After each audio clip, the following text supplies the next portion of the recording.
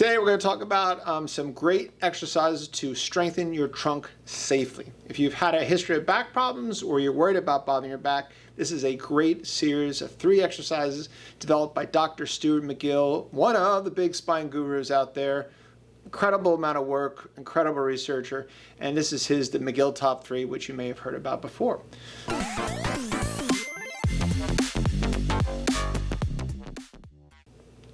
So Stuart McGill, over many years, has researched, I think, over 150 studies looking at the spine, how it moves in several different athletic pursuits, and seeing what is the best exercises that are the safest and also really provide stability to the spine so there's not excessive movement in the spine.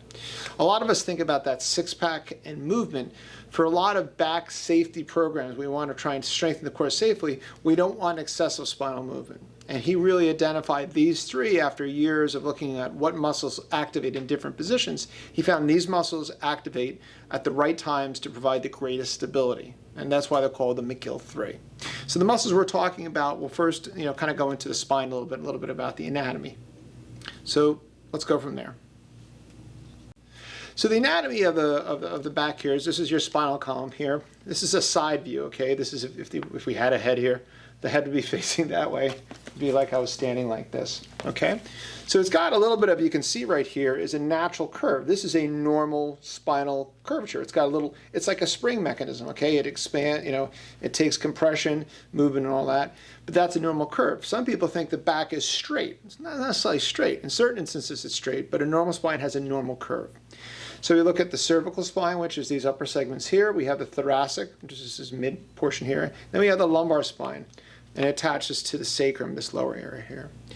So for these exercises, we want to have the spine maintain a neutral position. And all that means is a position where it's in a good soft resting position. It's got an equal amount of movement in all the different directions.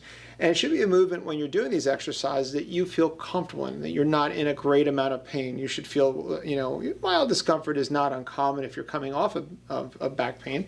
And if you don't have back pain, I really don't expect you to have any discomfort with these exercises. But during the performance of these, which we'll go over at the end, we're going to try and make sure we maintain that position and that alignment. And we're not going to be flexing the spine. We're not going to be twisting and rotating it. You may have seen other abdominal and trunk exercises, Russian twists, even sit-ups and things like that. And those are higher risk activities for the spine. Okay, even though they're done a lot, and you'll see a lot of people with six-pack abs, that population, believe it or not, sometimes we'll see people in the clinic got great abs, but there's something missing. They're not able to stabilize the spine. So we want to look at those exercises so we can work on a really good, safe trunk exercise routine, especially for people that have had a past history of disc herniations, spinal stenosis, sciatica, lumbar radiculopathy, degenerative disc problems, arthritis in the back. All those people, we want to be a little more careful, especially when we start out. And this is kind of a good basic layer to start your exercises, almost like brushing your teeth, something that you can do almost every day just to keep everything moving and stabilized in our core or trunk. All right, so with the curl up, depending on your comfort, we're going to have this one leg, I don't care which one it is, whatever one's comfortable, straight on the mat. You want to keep it flat. The other one will be bent, and I don't mind which one you start with. Then after that, you're going to take both your hands, and you're going to place it right above your waistline, just like that. And you want to, you don't want to collapse on that. You don't want to let the back flatten. We want to keep that curve that's in the lower back.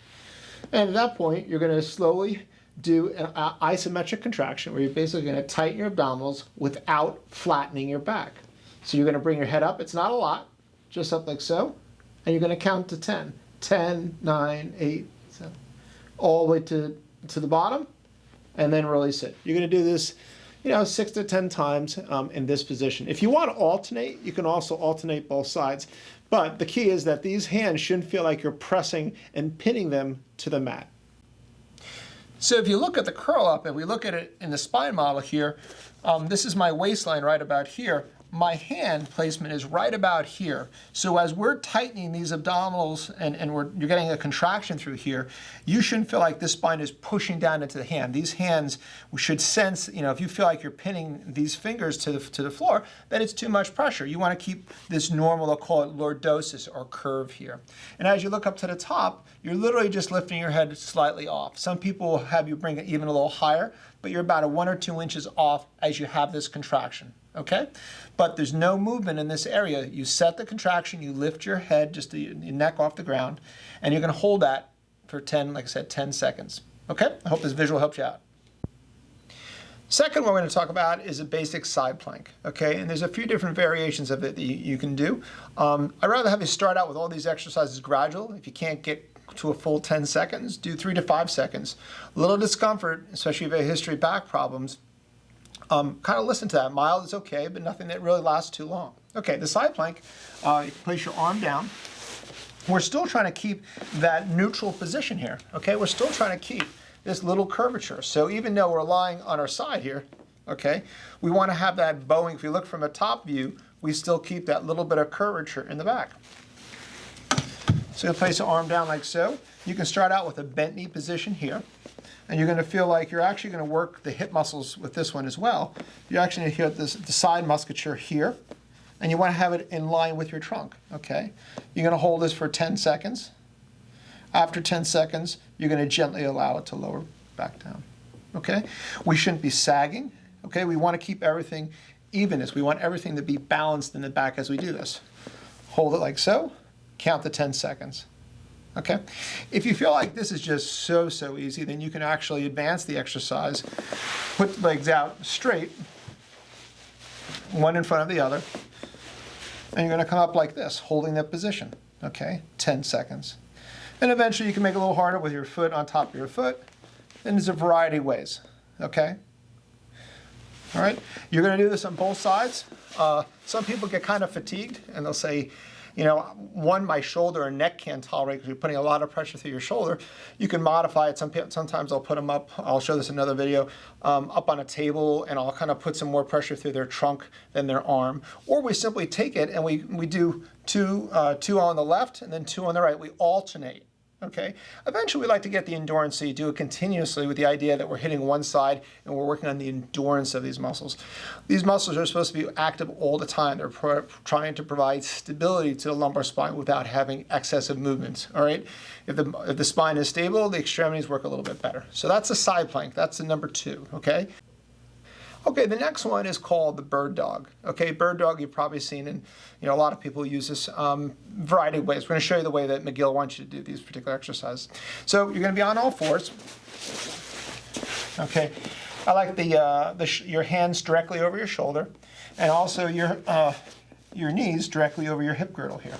Okay, with this one I like to kind of play around with finding out where I call neutral spine is. So we want a little bit of an indent here. So halfway between, I call a flex spine and an extended spine. Halfway between, we want to hold that position. Head facing down, okay? And we're going to slowly raise.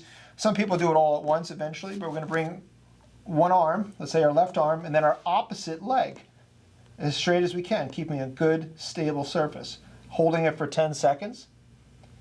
And if you want to switch, then you can switch to the opposite. Extend out, keeping your head down.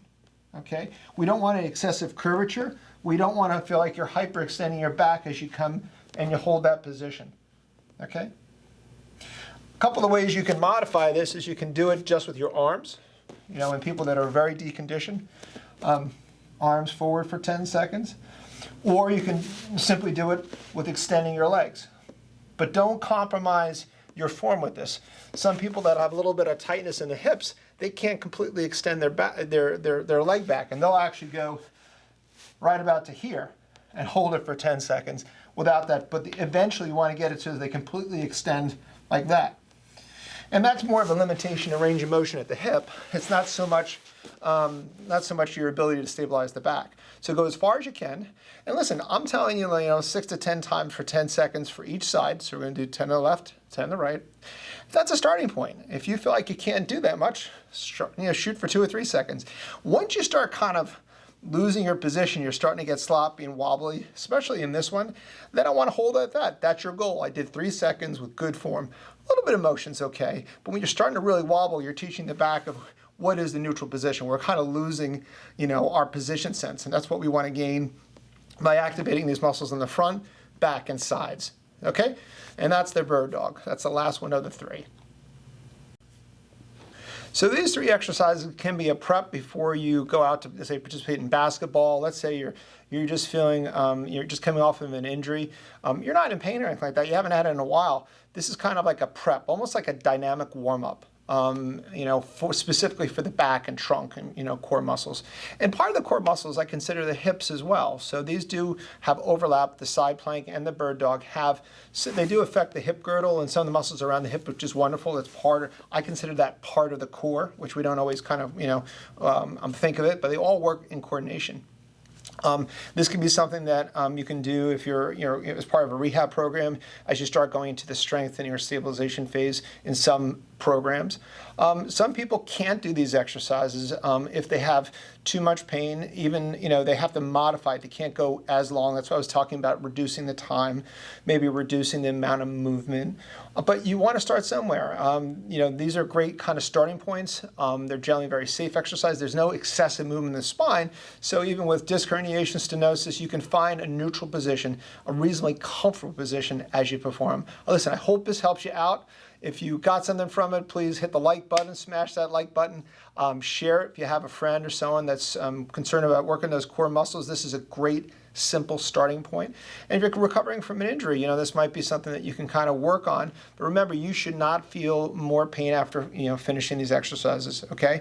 They're generally very safe if they're appropriate for the right patient, okay? If you like this, please subscribe and have a wonderful day.